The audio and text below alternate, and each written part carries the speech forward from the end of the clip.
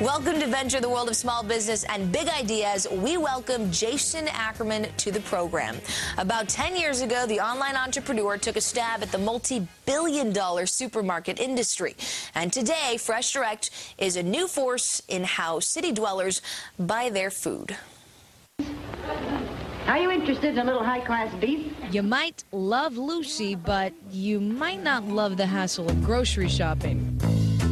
What if you could cut it out altogether? That's what Jason Ackerman and Joseph Fidel set out to do in 1999 when they founded FRESHDIRECT. It's an online grocer that builds itself as the new way to shop for food. You click on the item you want, add it to your cart, and pay. And it's not just raw materials. FRESHDIRECT also makes pre-made home cooking, sweets, party platters, you name it. Sure, everything, but eat it for you. 1/4 of its 10,000 items are customizable. Do you want steak? How thick? What kind of marinade? What about produce? Do you want to know how soft it is? Those stars will tell you. FRESHDIRECT then loads your order onto its white trucks, rolls into the city, carries the order up all those stairs. By the time you get home, your food is waiting for you. It's a popular concept. In fact, 15% of Manhattan's 1.6 million residents have given it a try. But there are some concerns out there. Environmental issues have been raised about the company's carbon footprint. There has also been some press about the company's attempts at discouraging workers from unionizing. Still, the market for online groceries is growing, FRESHDIRECT among them. The company says it posted a growth rate of 15% in the first quarter of this year. Continued growth like that may be putting more than just Lucy out of business. What's the papers for our new location? Good afternoon. Jason Ackerman, thanks for joining us. I love Lucy. I really do. So I want to start off talking a little bit about the history and how you started the company.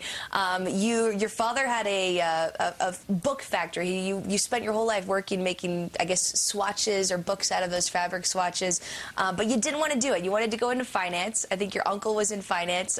Pete Ackerman, for people who know him, the right-hand man of the junk bond king, Michael Milken. So tell me a little bit about where you started to get the idea of starting your own company. And I know you were the VP in charge of kind of supermarket mergers at one point in your life. That's right. I'd spent most of my career in the food business after graduating. And after about 10 years, we had started our own fund.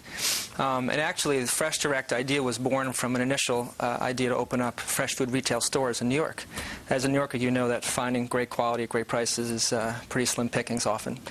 And so it was '99, and we looked at the internet, as most people did. And we looked and see if we can use the technology to really transform the customer experience and what the retail experience is today. And we really found it on two guiding principles.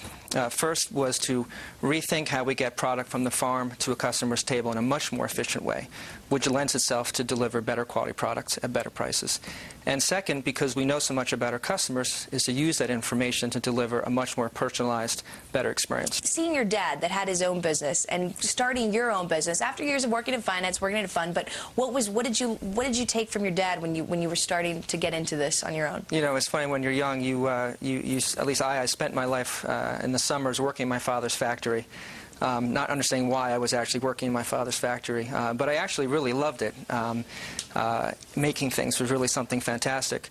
And as I got older, I had an uncle who was in the finance business. Said, "Gee, he's a much cooler kind of. He's doing well." And I figured, well, maybe that's better for me. And after 10 years, I found myself just really much more enjoying the business aspect than the finance aspect. And here I am, doing exactly what my father did 25, 30 years ago. Never underestimate what your parents tell you, right? That's right. So the idea when you started FRESHDIRECT was kind of to eliminate the middleman. You once said you wanted to do for food what Michael Dell did for the computer. Explain what that means. Well, in fresh food, there's a lot of intermediaries and a lot of processing that goes on to get the food from the state and the farm to a customer. And what we do is, by taking orders in advance, rather than preparing everything for the customer to buy it, we kind of build a just-in-time made-to-order model. So you place an order on the internet, and then we make and prepare all the food, so you eliminate a lot of the waste and the rework, and it makes a much more efficient, cost-effective process. Now, when you started coming up with this idea, you wanted to have a whole new model, and I was reading the typical model, 50% packaged goods, 50% fresh goods. You guys took that to 75% fresh goods. How did you think you could do this in New York? Well, I think when you deliver great quality fresh food, people will buy it. And I think a lot of stores, particularly in New York, don't do that very well. And we've noticed that the consumer's behavior had changed a lot towards wanting fresh food, but it was very difficult to find. And we believe that if you, like a great restaurant, if you do a great job, people are going to talk about it.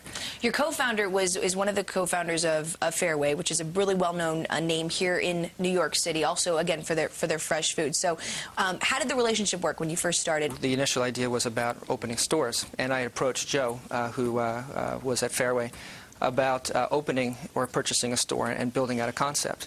And that led into a series of relationships where he came to work for Crown Capital. And from there, we set off to build a business. And again, while we were doing that, we kind of came through the idea of how to rethink all the problems that fresh food stores have in executing well. And we had this idea. And we're going to talk more about that. Jason Ackerman, co-founder of FreshDirect. We're talking with him today. You're watching Venture. Stay with us. Welcome back to Venture. I'm Chris Valerio. Today I'm speaking with Jason Ackerman. He's a co-founder and current CFO of FreshDirect. And we were just talking about kind of when you started the company, what your role was within the company and how you kind of started building the process. So how did you start actually building the supply chain, building how you were going to do this warehouse? I mean, talk us through the very specifics. When we initially started the business, we divided up the responsibilities. Joe, having worked at and built Fairway, was responsible for bringing in all of the supply. And I focus on how to actually take all this supply and get it within the warehouse and actually get it to the customer, which is no small feat. Now, let's talk about geography, because it's so much of what this business is so dependent on the geography, the density of the population here in New York City, and also the fact that you have this warehouse in Long Island City. So how did you get that warehouse in Long Island City? Had you said that's where you were going to do it? And, you know, I mean, that location of the center is really critical, is it not? It is. In fact, you know, we just basically knew that we needed to be right next to New York City. And we walked the streets of Long Island City in the area and found some for rent signs. And we weren't exactly sure what size building we needed because we weren't sure how big the business was going to be. And we landed up purchasing a building just 3 or 4 blocks outside of Manhattan. It turned out to be a great decision. And have you been able to scale it as you've grown? Yeah, we have. We have around 300,000 square feet of space, and we've been able to fulfill all of our orders from that. And I know place. also you're one of the largest employers in the area, specifically for that. What's the cost to maintain a warehouse in this kind of area? Well, we purchased the building, so we really don't have much of a rent cost. We did that a long time ago, so it's fairly low. So let's talk a little more about the business model, because not only was it just about how you did it, we're going to talk about the truck deliveries soon, but also this idea of keeping kind of the SKU number down, because if you kept the number down, then you could make more volume for some of the specific items. Why did you make that decision? Well, we were very much focused on fresh products first, and to be honest with you, we paid less attention to the grocery goods because we were so focused on delivering great quality products. And over time, we've learned that, you know, our customers do demand a bit more of a selection, so we continue to expand. In fact, we've added probably 3,000 products over the last 4 or 5 years, expanded our line, and we'll continue to do so. How do you choose the items that you carry? How do you choose, you know, all those different things? Well, we do a lot of listening to our customers, and we have a request form that our customers submit, and we pour through that, and we get a lot of requests, and usually that guides us. Now, I read also that when you were starting this company, it took about 2 or 3 years for you guys to get the software just right. You used SAP AG software. Was this new software? Did you ask them to create it for you? I mean, how did this work out? And why did it take so long to actually, before you get those trucks on the street, just kind of toying with this? Boy, it's been almost 9 years. I feel like we still haven't quite gotten it right. You never stop really tweaking. But, you know, we had a view of how to build it. SAP had never done anything like this before, nor was it usually used for a startup. How did you choose them? Well, we're a manufacturer, and they're really the only software product that could actually do the manufacturing as well as the distribution side, so we chose them. We did a lot of customization, and we had a team of 75 people for 3 years building the technology inside our facility. And then after we built it, we spent another 7 years tweaking and fixing it because, like I said, you never really know how to get it right. So they continue to tweak that software. Absolutely. How much of cutting costs and shaving those costs, because everything I read about your company, it's all about shaving these little bitty costs off, and that's what really helps. But how much of the shaving those costs is dependent on the software? Well, where we save the money is the process that we set up. And when you eliminate the whole retail store channel and you can bring things in direct into a single facility, you get such huge economies of both controlling your waste and controlling your labor that we just are so much more efficient than a store model. And let's talk about just that warehouse specifically. One of the things that you guys do is like you mentioned, you stack it differently. You put the items that are used most up front. You talk to us a little bit about how you set that warehouse up and how that makes you guys make more money, more efficient? Well, one of the things that we do is to process the orders in bulk fashion, so we can get 8 to 10,000 orders in a day, and so you're aligning everything so a worker's just working on a single product. So they're working over and over again, cutting the same piece of product. You get a huge amount of efficiency completely if you compare it to what a retailer has to do.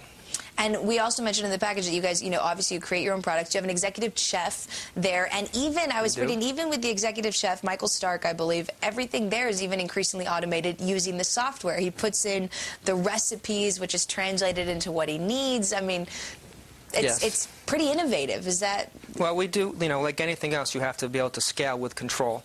And so we've put thousands of our recipes inside the system. And so when the people in the facility go to make meals, we just take our production orders and bring it right down to the floor. They don't have to think about how to tweak the recipes for the size and batch sizes. It's very automated. How much of your revenues come from these packaging, these specialty orders versus actual fresh produce, fresh products? Well, about roughly plus or minus 15% of our sales is in strictly prepared meals that we make with inside of our kitchen, our bakery operations.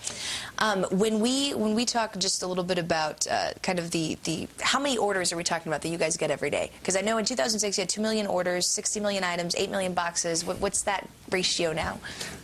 We'll deliver north of 2 million orders, which is well over 10 million boxes that we'll deliver to people's homes, which all have to be individually packaged. And it's, like I said, you mentioned task. I Love Lucy. It's quite a feat to watch inside. Jason Ackerman, co-founder of FreshDirect, on Venture. We'll be right back. Stay with us. Welcome back to Venture. I'm Chris Valerio. We're today with one of the founders of FreshDirect. This is a service in the New York area that delivers groceries. You can order online. You get your groceries. We were talking about the business model. We've been talking about a lot of different things, but one of the ideas behind